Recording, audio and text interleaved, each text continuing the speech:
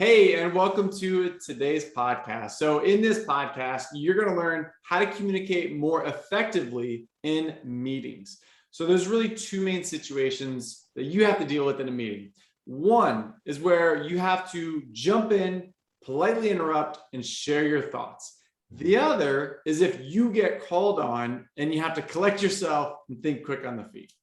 So, we have Aaron and Peter joining myself here with Chaz, and we're going to go through and give you guys some tips on how you can be more effective communicating in meetings.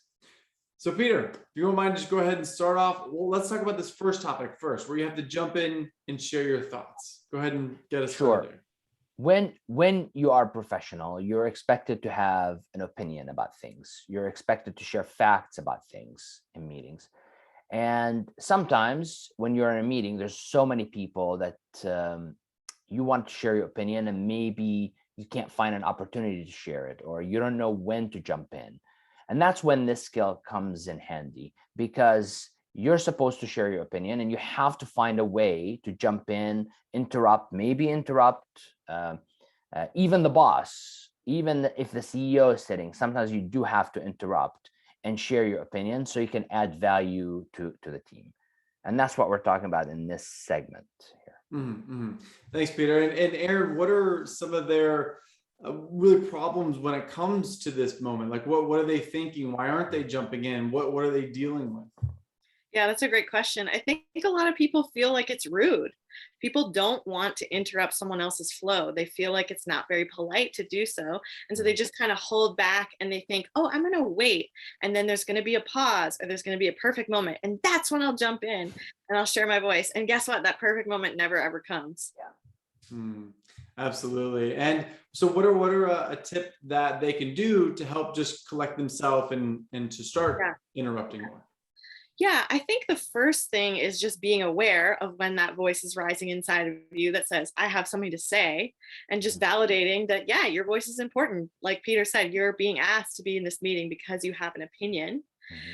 And so, one thing that I really love as a facilitator or as a meeting participant is just using a physical space. Mm-hmm. So, you can definitely do this in person. When I want to interrupt, I might, if it's a meeting where I'm standing, I might actually walk forward, right? Mm-hmm. And show physically that I'm getting ready. And that cues people.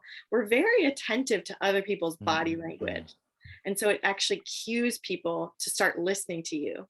But virtually, it's a lot harder because we're not in that same physical environment, but you can still use your physical space.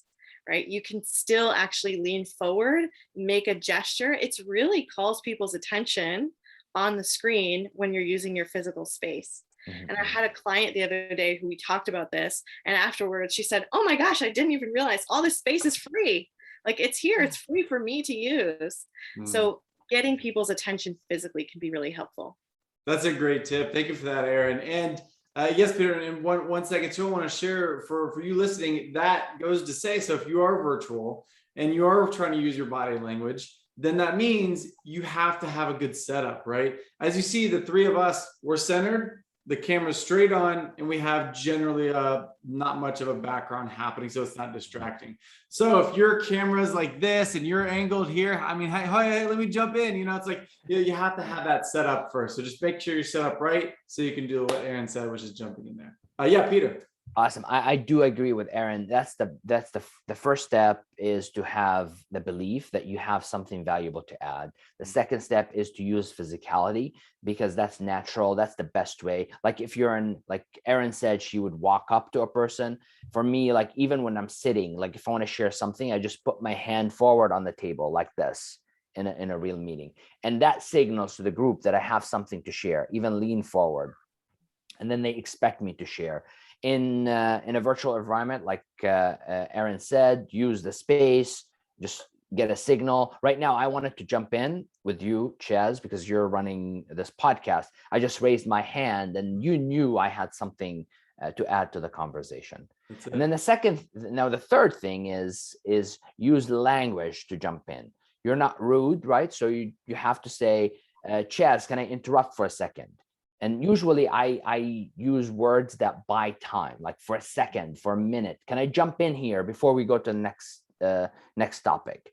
And usually that gives you the space to add in your opinion, because Aaron is absolutely right. If you're waiting for the right moment for somebody to stop everything and go, Chaz, do you have something to add? That's never going to happen. Yeah, exactly, Peter. And you said something too, the first part there. So let's go to that belief part, because that's a really important step that we should talk about more. So having the belief that you have something valuable to say. So Peter, how can they start to develop that if they can't even get to step 2?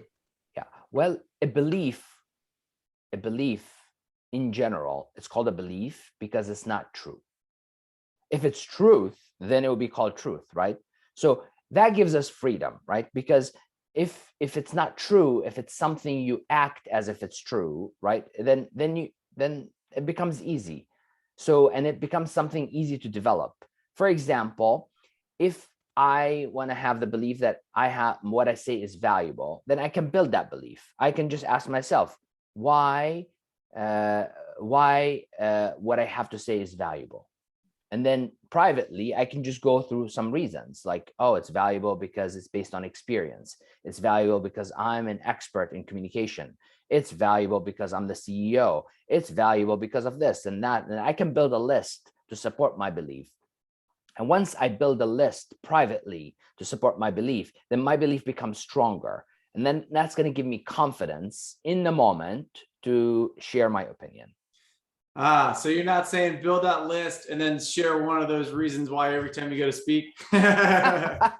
You can. I'm interrupting because I am valuable. So here's that's a sign of insecurity usually. Like I've had clients who came to me after they said they're not being taken seriously, and I asked them like, okay, so what was the last thing you did?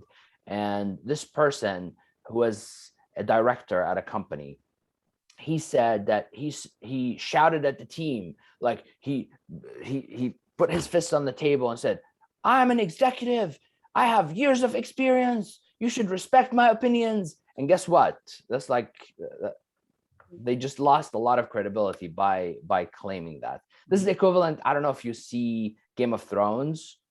I don't know if you remember Joffrey, the young king, and he pointed his sword. I'm the king. You should listen to me. And then his uncle said, if you stand up and say you're the king and you should listen to me, then you're not really the king.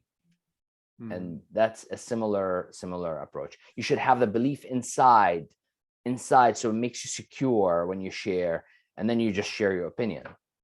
That's a key thing there. And it really two different sides, right? One, maybe you do feel confident in your abilities, but you haven't really brought that up to the surface. You need to think about why your opinion really matters. And if you're on the other side there where you're saying, I'm the director, listen to me, then that's a big sign to yourself that maybe you're feeling that insecurity, and maybe you should still do the same work. So those are two opposite sides of the same coin, really. So Aaron, I want to turn this to you then in terms of the inner critic there. So when they're dealing with the inner critic, which is that nagging voice saying, don't raise your hand, you don't have anything to say. How can people start to think about that inner critic to start changing this belief that they have something of value? Yeah, I think the inner critic is a big problem in this setting. People feel really worried about speaking up. And I agree with Peter. It's about coming up with that list of, I am valuable, right? I have this experience that can be an internal list. And it's also about in that moment, I think just taking a deep breath, right? Just a deep belly breath and saying, okay, I hear you, inner critic, right? I hear you. I appreciate that you are trying to protect me. That inner critic does come from a good place, usually. It's not very nice to you, but it's trying to get nice things for you. And just saying, okay, I hear you, inner critic, and I'm moving on right now. I do have a space to speak up here. And then I think also one thing that I have found helps people is then paying that forward and creating a space for other people to speak up as well. So we're all valuable, right? And if you believe that about yourself, then you have to believe that about your teammates. So once you can actually kind of step up, share your voice and jump in, then you can pay it forward and say, hey, Peter, what do you think? What's your opinion here? That's it. And really getting in touch with that internally, thinking it through, feeling it. And then one part too is you might feel the fear, but you got to do it anyways. That's how you're going to start. And you just say, thank you, inner critic. I hear you. I know I'm feeling a little bit scared, but I'm going for it. Excuse me. And then that's when you go into it. So you may not feel perfect in the moment, but over time, that's how you do that. Yeah. All right. So I think we've hounded this first subject here enough of how to jump in, politely share your opinion. So let's move on now to what about if you get called on? So let's say you're in the meeting there, you're not really expecting it, someone else's meeting, and then you get called on to share an opinion about maybe even a heated debate or really anything, could be even small, big, doesn't matter. So Aaron, what are they feeling at that time? Like, what are some of their problems or difficulties they may be experiencing at that moment they get called on? Well, they might be feeling like a deer in the headlights. Wait a minute, it's my turn. I have to say something. I was not expecting to talk about this topic, right? And you feel this internal sense of pulling backwards, right? So I actually have people try to be aware of their bodies in that moment, because you might physically start to close off. So you might actually fall backwards. You might kind of cross your arms over yourself, and you're sending a signal to your body in that moment that things are not okay. Right? It's going to impact your breathing. It's going to impact your posture. And so one thing that I always tell people in that moment is just 2 feet on the ground, take a deep breath, right? And it's not strange to do a pause. People feel really worried that if they get called on and they do a pause, everyone's going to be looking at them and the attention's on them. But it doesn't take very long to just have a deep breath and a pause like I just did, right? And then you move forward. Peter, what are your thoughts? Thank you, Aaron. Yeah, awesome. I love that. I love, it's for me, what Aaron said is about taking control. Like, people feel they're out of control when they're put on the spot. Like, I have to choose the moment I participate, right? And that's not a good way to be in meetings, because you're in a collaborative space. You're working with your team, even if it's adversarial. Still, like, you can't give the control to somebody else. When they ask you something, it's within your control. You can take a deep breath. You can choose how long it's going to take to respond. You can choose to respond or not respond. You can choose to buy time by saying, I haven't thought about that. Let's table it, or let's talk offline, or I'll come back to you. Maybe ask somebody else and I'll collect my thoughts and I'll come back. And that's taking control. That's ultimately it. And then it goes back to belief. Like, do you believe that you're in control? Do you believe that you have the right to choose how to participate? Do you believe that you have a solid opinion? Do you believe that this is a cooperative environment, not a hostile, and everybody's trying to throw you under the bus? And these are things that you have to work through as well, because it's not, usually, if that's the issue, usually it's not a one company, one meeting kind of thing. It's usually a thing that follows you around from company to company, from team to team. And you have to take a long-term approach to this and handle it.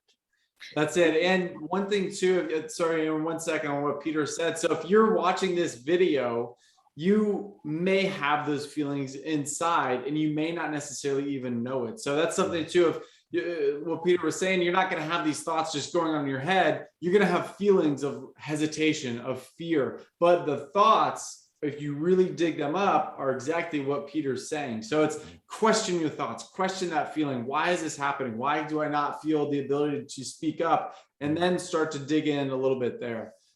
Aaron. Yeah, I was just going to mention that you mentioned kind of the hostile environment, Peter. We hope that people aren't in those situations, but sometimes if you are, right, then for me, that goes back to the physicality.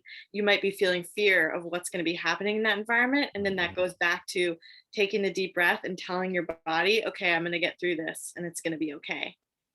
Awesome. That's I want to add, can I add something to that? Because it's true, like, it can be a real hostile environment, or it can be perceived as a hostile environment. Like, one time, one of my clients, an executive, and he's in the finance space, and he would present all over the company, and he wouldn't feel nervous. But when he presented within the team meeting to their boss, like pitching a new idea, a new investment, a new venture, he would feel super nervous. And it turns out that his perception of his boss, that his boss is very judgmental. Like, he's going to tear down the ideas when they come. So we worked on preparation. Like, even though you show up to a meeting and you're not supposed to present, you need to prepare. Like at least look over your notes, look over the pitch that you made last week, because the boss might ask you, what's the progress in that, right? And instead of being caught like a deer in the headlight, you are prepared a little bit. So that preparation, thinking about your topic, reflecting, having a sounding board, sometimes a coach, like sometimes people use us as coaches as a sounding board, just to test out the soundness of your ideas. Like, do they make sense when you vocalize them? That's going to give you a lot of a sense of security and a lot of confidence. So when you're put on the spot in a hostile environment, whether it's real or not, you're going to do fine. That's a good point of having that echoed back to you that, yes, Peter, what you're saying is valid. Then when you go into the meeting next time, you're like, yeah, I got something valid to say. You know, you kind of go into that with a little more confidence. So one of the things too, Peter had said, I want to jump back to this. You mentioned just if you get called on, you could take a second to pause. So if you're just hearing about us for the first time, we have online virtual classes that you can take and actually interact and be a part of. And in one of those classes, there's one that is about pausing. And almost every single time, if this is one of the first times let's say one of the clients is practicing pausing, we tell them to pause for a couple seconds and then let it go. And their pause looks something like this. Okay. And now, their pause is not, it's not a pause. It's almost like a breath. So to pause is really, okay. So people sometimes feel like they have to just jump in with it. So if that is the case, try one of our classes, get used to that pausing. But for you, it may feel like pushing that needle a little bit when you get called on, like there's all the silence in the world, but it's an appropriate response. So other than that, final thoughts here. Aaron, final thoughts on either of these two, whether it's jumping in and learning how to interrupt or getting called on unexpectedly. Yeah, I think when you talked about pausing, it made me realize that a lot of our clients feel uncomfortable because in that moment that you're pausing, the attention is on you. So people feel really nervous in that. There's a phrase that I really like in one of our classes. It's about storytelling, where it might be about you, but it's not for you. And similarly, in that moment when you're speaking, they might be paying attention to you, but they're really paying attention to what you're saying. So in those moments, remember, it's about what you're bringing. It's not about the attention on you. And again, just take that deep breath, keep your feet on the ground, and you'll get through it. That's it. Thanks, Aaron. And Peter, any last thoughts on this? I would take it back to being in control. Like, just remember, it's your words, your thoughts, your body. You're in control. If somebody puts you on the spot, you have the right to take a pause, think about it, breathe, regardless of that person. They might try to rush you. That's their issue. And then if you find yourself compelled, like, to answer, then that's something that tells you about something that you have to work on your internal confidence and how to take back, maybe skill, how to take back control. That's going to serve you in the long run, because it's always about controlling and you're not performing. You're not being a clown performing to these people, whoever they are. You have a valuable opinion that you want to share it, and you share it on your own terms.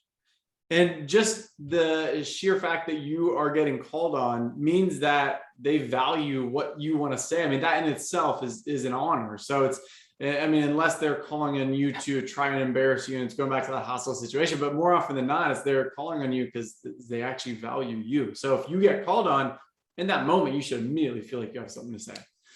All right, well, other than that, thank you for being here with us today. If you have not tried out one of our classes, you can try your first class for free. Link is below. Other than that, be sure to subscribe, like, and we'll see you next time.